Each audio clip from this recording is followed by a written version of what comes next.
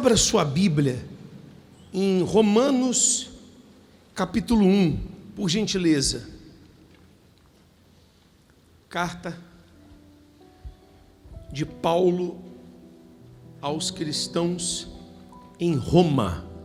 O tema da mensagem de hoje é a ira de Deus. É o quê? Normalmente você ouve falar sobre o amor, a graça, a misericórdia. Mas o Deus que é amor também é justiça. A ira de Deus, ela não vem de forma gratuita. Não. A ira de Deus acontece pela justiça, porque Ele é amor, mas também é justiça. A essência de Deus é amor, mas o seu caráter é justiça. Deus ama todo mundo igual, mas trata todo mundo diferente. Bispo, eu não entendo isso. É fácil de você entender. Todo mundo que está aqui, que está lá fora, recebe a mesma quantidade de amor de Deus, como um pai e uma mãe que amam os filhos igual. Ela ama os filhos igual. Mas o tratamento é diferente. Claro que é diferente. Você imagina que tem 2 filhos. E um filho faz tudo certinho. Está estudando, passou de ano. E o outro só fica de recuperação, já repetiu, não respeita ninguém. O tratamento vai ser igual para os 2? Hã?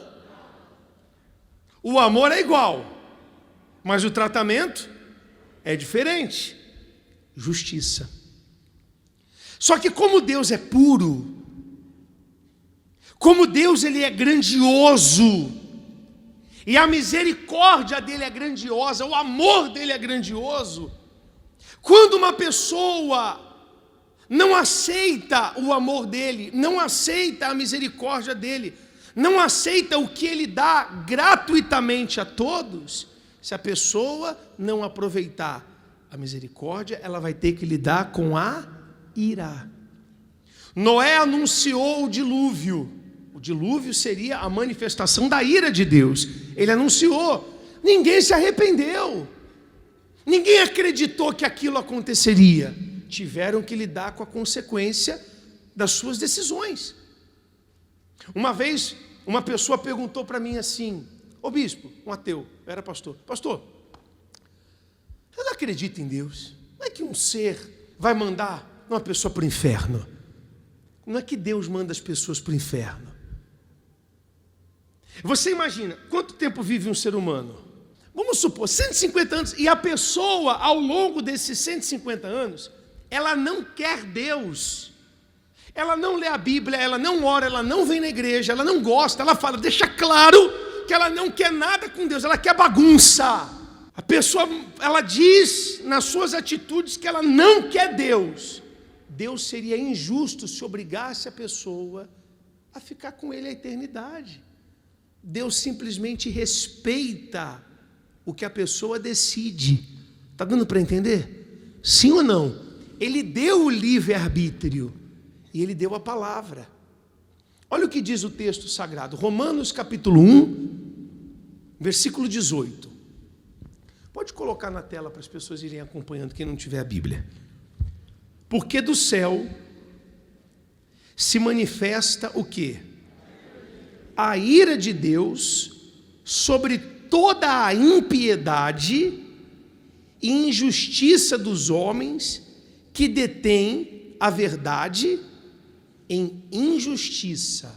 Então, a ira de Deus se manifesta sobre a impiedade, a pessoa que é impiedosa, a pessoa que é injusta, a pessoa que é insolente, e aqueles que detêm a verdade e injustiça, conhecem a verdade, mas não praticam. Sabe o que é certo, mas continua fazendo errado. Tem muita gente assim. Vive como se nunca fosse morrer.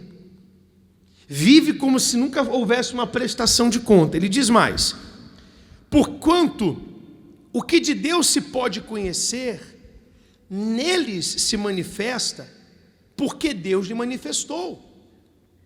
Porque as suas coisas invisíveis, desde a criação do mundo, tanto o seu eterno poder como a sua divindade, se entendem e claramente se veem pelas coisas que estão criadas, para que eles fiquem inexcusáveis.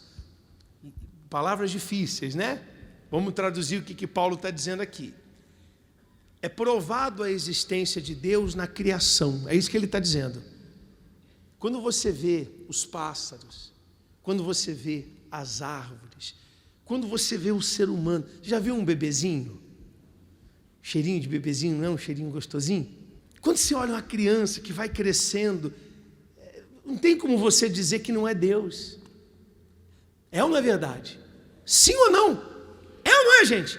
Você vê o passarinho, o beija-flor, a natureza de uma forma geral, você tem que se render à divindade que criou.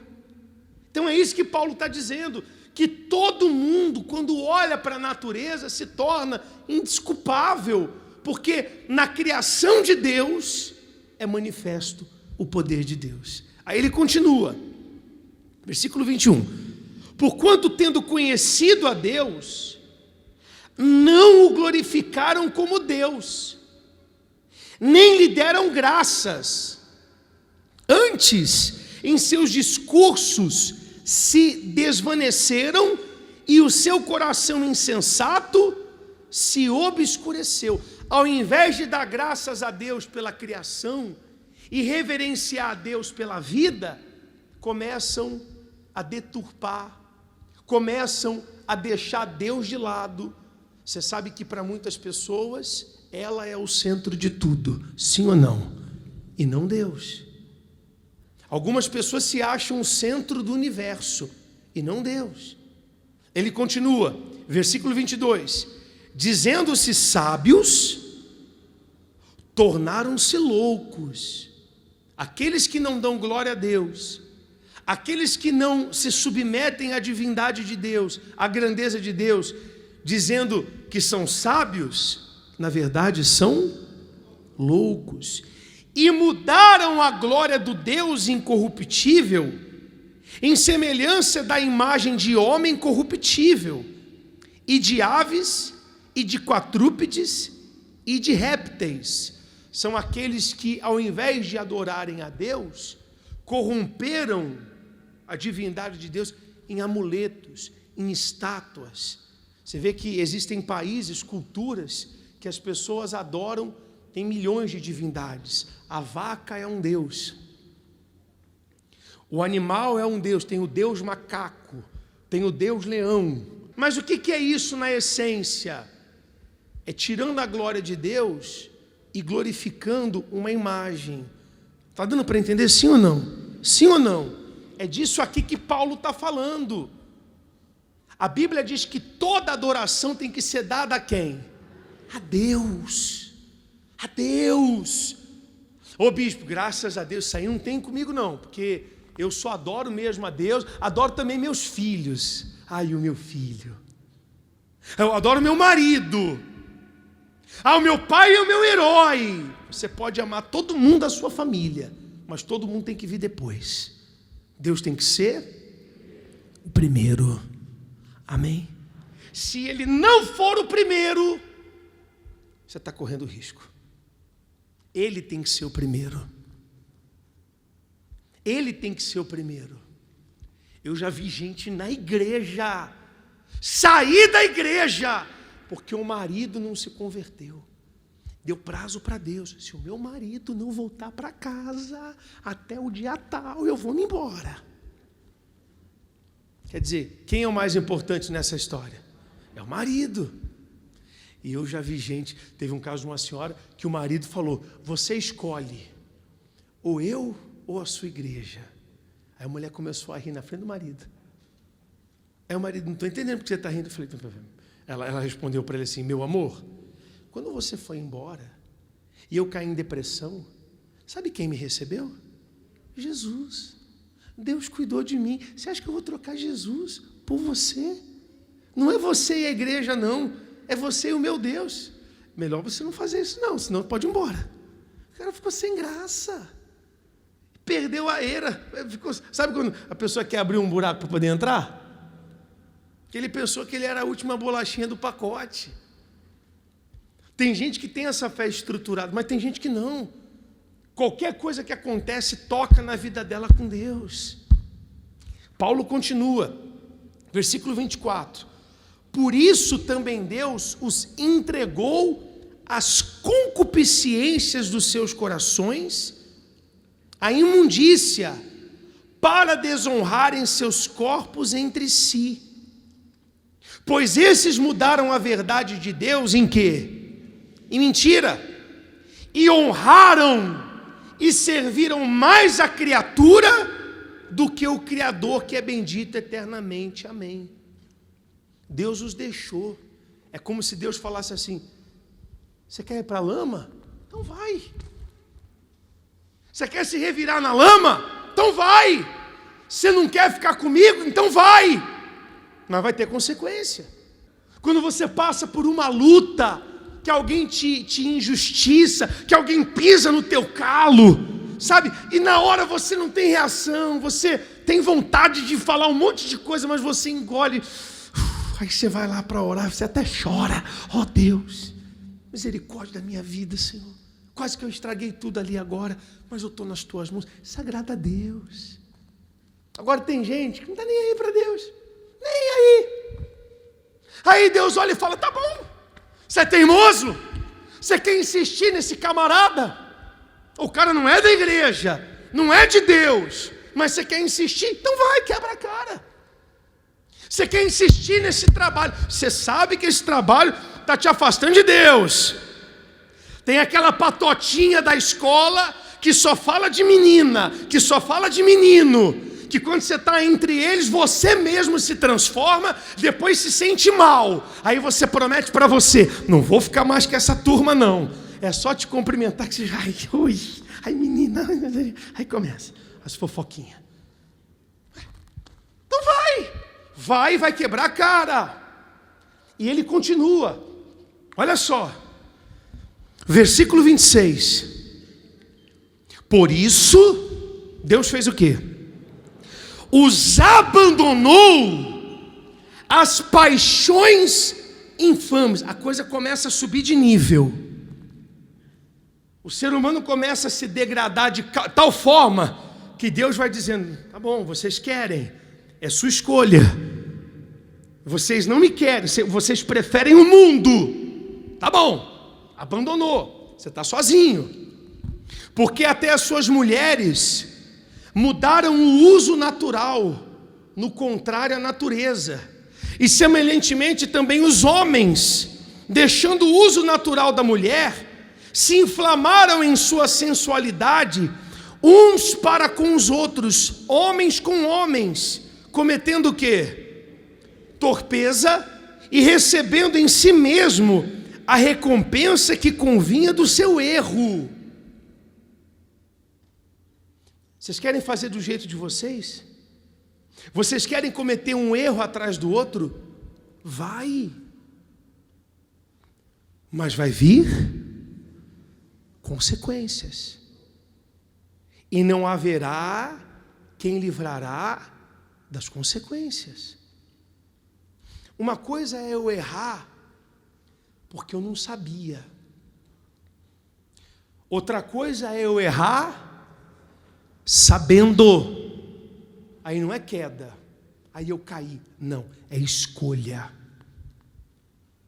Bispo, quer dizer que para mim não tem jeito? Tem, você está aqui. E enquanto a vida, a esperança de salvação. Respira fundo. Tem chance para todo mundo aqui. Tem jeito. Enquanto você está vivo, tem jeito. Mas você tem que escolher o certo. Porque a salvação é uma consequência. Consequência de atitudes corretas. Amém? Você quer a salvação? Quem quer? Então age certo. Porque depois que morre, acabou. Depois que a gente morre, a gente não conta mais com a misericórdia. Depois que a gente morre, a gente não conta mais com a graça. nem com amor, vai contar só com a justiça, em forma de salvação ou em forma de condenação. Você quer ser condenado? Nem eu. Então paga o preço. Amém? Versículo 28. E como eles não se importaram de ter conhecimento de Deus, assim Deus os entregou a um sentimento perverso, para fazer coisas que não convêm. Então, como eles disseram, eu não quero a Deus, então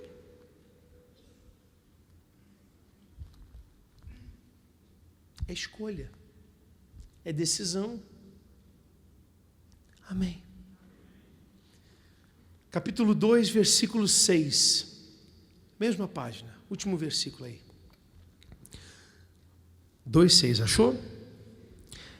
O qual, leia alto, o qual recompensará cada um segundo as suas obras, a saber, a vida eterna aos que com perseverança em fazer o bem procuram glória, honra e incorrupção, mas a indignação e a ira aos que são contenciosos, desobedientes a verdades e obedientes à iniquidade. Então, cada um vai receber de acordo com aquilo que preferiu, com aquilo que escolheu, a salvação ou a condenação.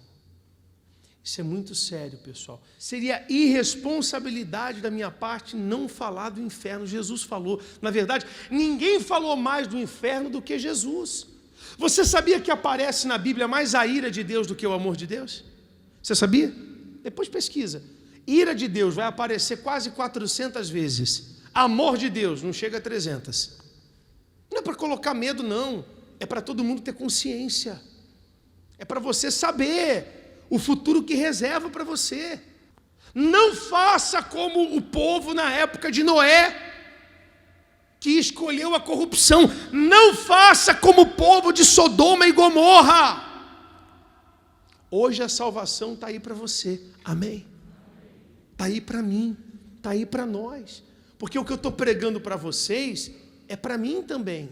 Se morrer sem a salvação, vai ter que lidar com a ira de Deus. Você quer isso? Nem eu. Então hoje, aproveitemos a oportunidade que o Espírito Santo nos dá. A misericórdia, a graça, o amor. Amém? Se hoje a gente andar obediente, pagar o preço, amanhã a gente não vai ter que lidar com a ira.